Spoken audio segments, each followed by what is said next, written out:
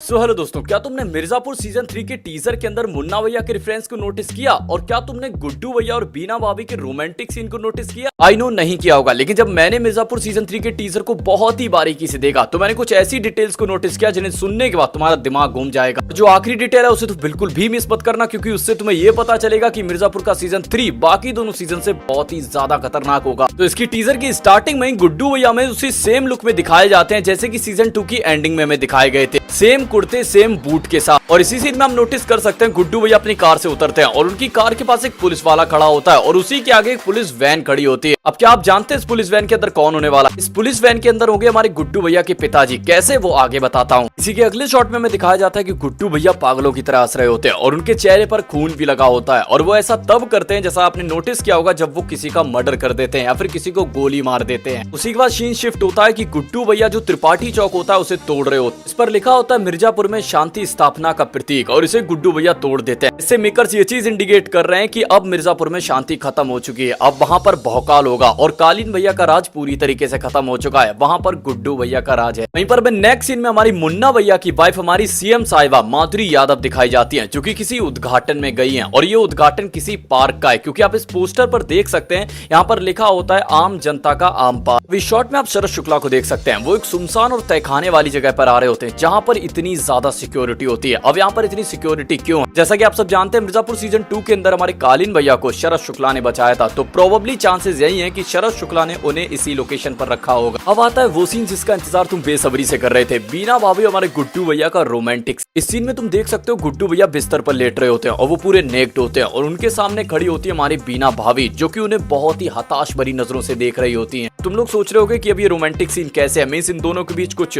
वो तुम्हें मैं अगले सीन में समझाता हूँ। इसके अगले शॉट को देखकर हमें ये चीज साफ समझ आ जाती है कि गुड्डू भैया ने मिर्जापुर के साथ साथ मिर्जापुर की गद्दी के साथ साथ हमारे कालीन भैया की वाइफ को भी हत्या लिया है, क्योंकि जिस तरीके से वो गुड्डू भैया के साथ खड़ी होते हैं वो बहुत ही ज्यादा प्राउड मूवमेंट होता है। अगले शॉट में हमें कोर्ट का सीन दिखाया जाता है जहां पर हमारी गुड्डू भैया की माता जी मौजूद होती है और हमारी गुड्डू भैया की बहन डिम्पी जी मौजूद होती हैं और डिम्पी दीदी बहुत ही ज्यादा रो रही होती हैं। इसका साफ मतलब है कि हमारे गुड्डू भैया को या फिर उनके पिताजी को जेल हो गई है। वो चीज आप इस शॉट को देखकर समझ सकते हैं जहां पर पुलिस वैन कैदी को ले जा रही होती है। अब आने वाला है सबसे इंटरेस्टिंग ट्विस्ट। जैसे ही हमें अगला सीन दिखाया जाता है उसमें हमें दिखाया जाता है गुड्डू भैया ने कोर्ट के अंदर किसी का पेंसिल से मर्डर कर दिया। इसी की वजह से गुड्डू भैया को जेल हो जाती है। वहीं पर हमें नेक्स्ट सीन लाला का दिखाया जाता है। लाला जेल में बंद होते हैं और उनसे मिलने उनकी बेटी आती है। अब यहाँ पर आप एक चीज समझ सकते हैं कि लाला का मर्डर हो गया। कैसे? क्योंकि अगले ही शॉट में हमें दिखाया जाता है लाला की बेटी रो रही होती है, तो इसका साफ मतलब है कालीन भैया ने लाला को मरवा दिया। Now here is the biggest shot जहां पर हमें हमारा शेर हमारे कालीन भैया दिखाए जाते हैं। अब जरा इस सीन को बहुत ही ध्यान से देखना।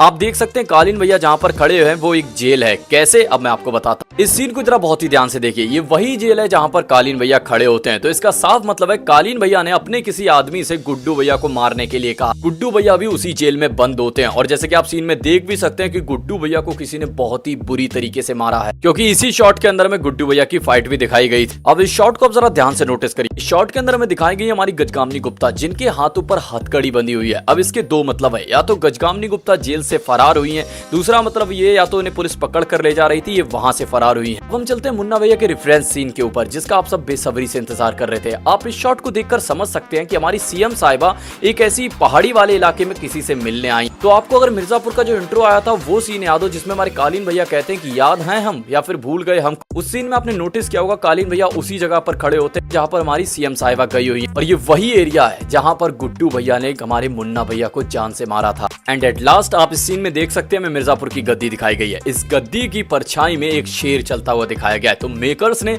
एक बहुत ही इंटरेस्टिंग डिटेल डाली है, क्योंकि टीजर की शुरुआत भी शेर से हुई और टीजर की एंडिंग भी शेर से हुई। इसका मतलब है अब शेर शेर होगा। तो दोस्तों आपको डिटेल्स कैसी लगी मुझे कमेंट बॉक्स में लिखकर जरूर बताइएगा। आप मिर्जापुर में किसकी तरफ है, मींस आपका फेवरेट कैरेक्टर कौन है, वो भी कमेंट बॉक्स में लिखकर जरूर बताइएगा। मेरा तो मुन्ना भैया थे और फिलहाल कालीन भैया। और दोस्तों ऐसी मैं आपको इंटरेस्टिंग हिडन डिटेल्स और पोस्ट क्रेडिट सीन्स एक्सप्लेन करता हूं, आपको ऐसी डिटेल्स लाकर देता रहता हूं, इसलिए चैनल को जरूर सब्सक्राइब कर लीजिए। मिलते हैं अपनी अगली वीडियो में, तब तक के लिए चैनल को सब्सक्राइब कर लीजिए, वीडियो को लाइक कर दीजिए। नाम याद रखिए फिल्मी शिवा।